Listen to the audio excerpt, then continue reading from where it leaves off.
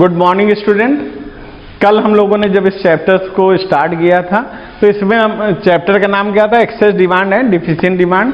तो हम लोगों ने इसके इस फोर्थ लेक्चर था कल का, उस फोर्थ लेक्चर में हम लोगों ने क्या पढ़ा था, measures to correct the excess demand. आज हम लोग क्या पढ़ने जा रहे हैं, measures to correct the deficient demand.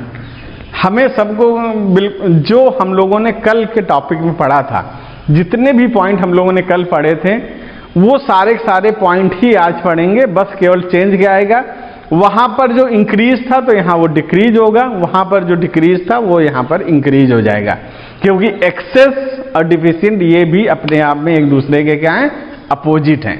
तो ये अपोजिट होने के कारण हम लोग इसको इस तरह से देखते हैं। तो सबसे पहले समझने की जरूरत है कि डिफिशिएंट डिमांड क्या होती है। डिफिशिएंट डिमांड सिचुएशन क्या होता है, when aggregate demand is less than equilibrium level of aggregate supply. Economy पहले इक्विलिब्रियम पोजीशन पे होती है, लेकिन अचानक एडी क्या हो जाती है, घट जाती है, एग्रीगेट डिमांड घट जाती है, तो ये पोजीशन क्रिएट हो जाती है इकोनॉमी में। घटने के रीजन आप सबको पहले से ही पता है कि कई बार होता है कि पीपुल्स का जो एमपीएस है वो इंक्रीज हो जाता है, एमपीसी क्या हो जाता है, डिक्रीज हो जाता है, या गवर्नमेंट जो बजट है वो सरप्लस बनाना स्टार्ट कर देती है, या फिर हमारा जो एक्सपोर्ट था वो डिक्रीज हो जाता है। तो ये सब बहुत सारे ऐसे रीजन्स होते हैं जो रीजन हम लोगों ने पहले ही डिस्कस कर लिए हैं। तो इसके कारण कि ये सिचुएशन क्रिएट होना शुरू हो जाती है। जब ये सिचुएशन क्रिएट हो जाती है तो इकोनॉमी की ये ड्यूटी है, गवर्नमेंट की ड्यूटी है कि इकोनॉमी को इक्विलिब्रियम पोजीशन पर लेकर के आए। तो जो इक्विलिब्रियम पोजीशन पे जब इकोनॉमी को लाना है तो गवर्नमेंट के पास कुछ स्टेप्स होते हैं जिनको लेती है, जिससे इस डिफिशिएंट सिचुएशन से ओवरकम करने की कोशिश करती है। तो ये डिफिशिएंट सिचुएशन से जब ओवरकम करेगी तो कौन कौन सी पॉलिसियां गवर्नमेंट अडॉप्ट करेंगी। तो जो पॉलिसी होती है it always categorise into two part. एक पार्ट पॉलिसी का क्या होता है, जो गवर्नमेंट की होती है, जो गवर्नमेंट डायरेक्ट लेती है, उसमें किसी इंस्टीट्यूशंस को उसको इन्वॉल्व करने की जरूरत नहीं होती।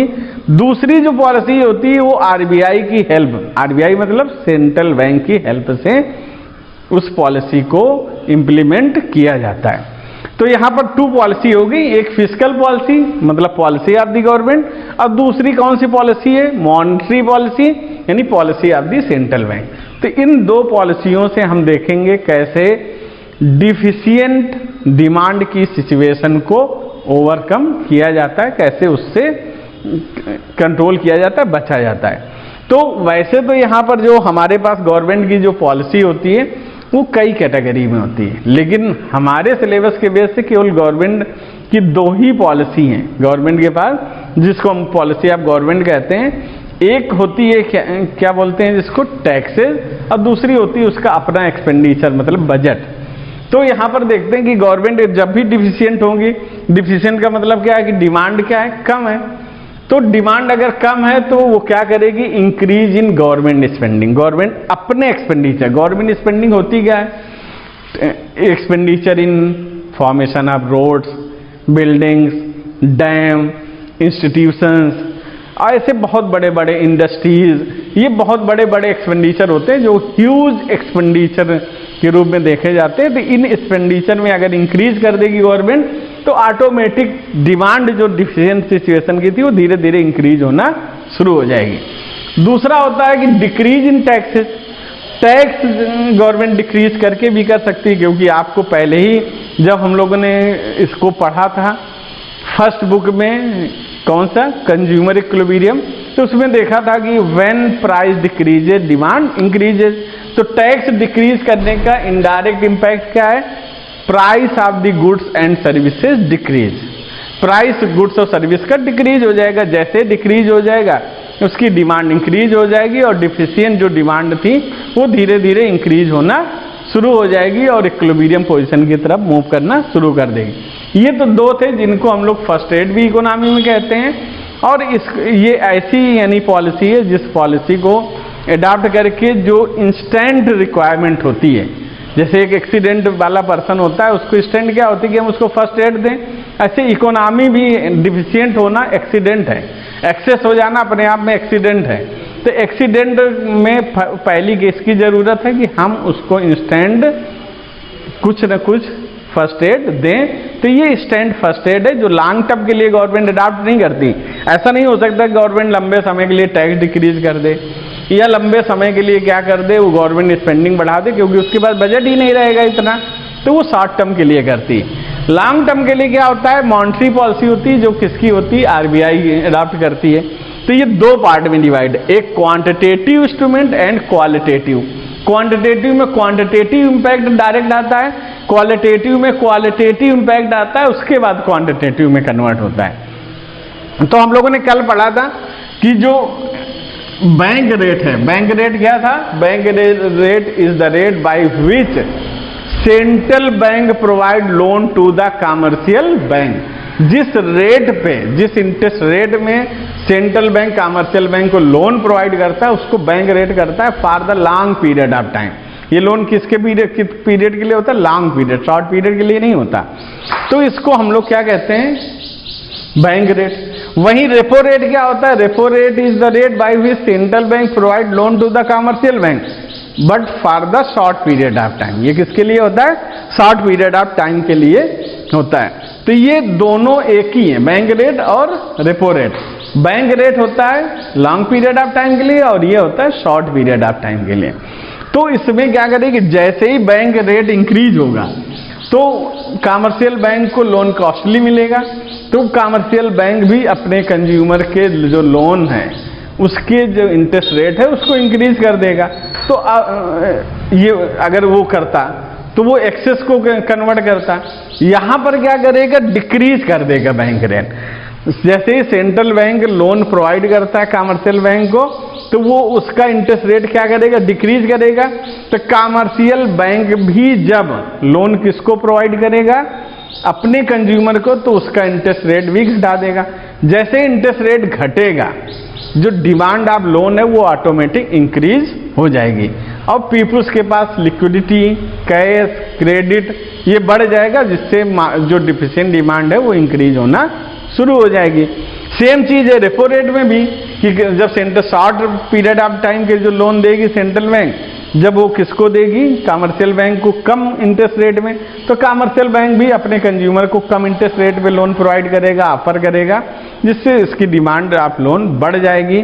पीपल के पास फिर कैश ज़्यादा होगा, लिक्विडिटी ज़्यादा होगी, उसके पास क्रेडिट ज़्यादा होगी, उसकी डिमांड भी इंक्रीज होना शुरू हो जाएगी। ऐसे परचेज ऑफ सिक्योरिटीज है। वैसे तो आप जाने ओपन मार्केट ऑपरेशन ये होता है।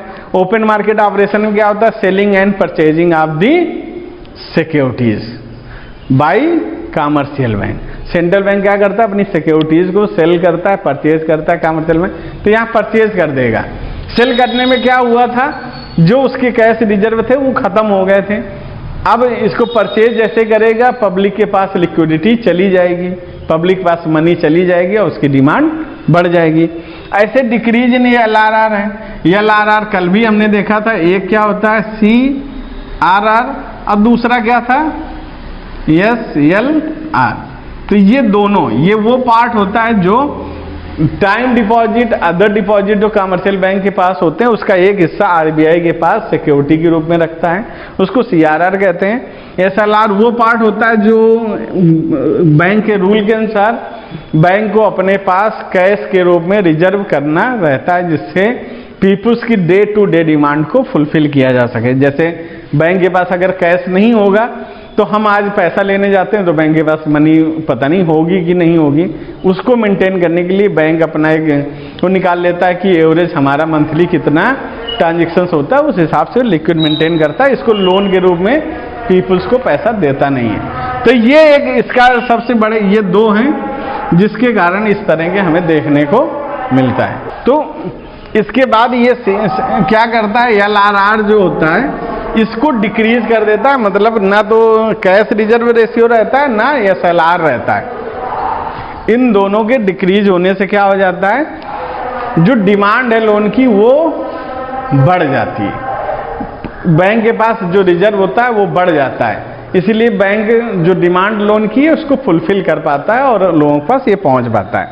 ऐसे क्वालिटेटिव इंस्ट्रूमेंट होते हैं। क्वालिटेटिव इंस्ट्रूमेंट का मतलब है कि decrease in margin requirement. Margin requirement को क्या कर देता है, डिक्रीज कर देता है। मार्जिन रिक्वायरमेंट के क्या होता है? It is the difference between lending money and collateral, value of collateral. जो वैल्यू क्वालेटरल सबमिट किया जा रहा है उसकी वैल्यू और जो लेंडिंग मनी है उसके बीच का जो मार्जिन होता है उसी को हम लोग क्या बोलते हैं, उसको डिक्रीज कर देगा।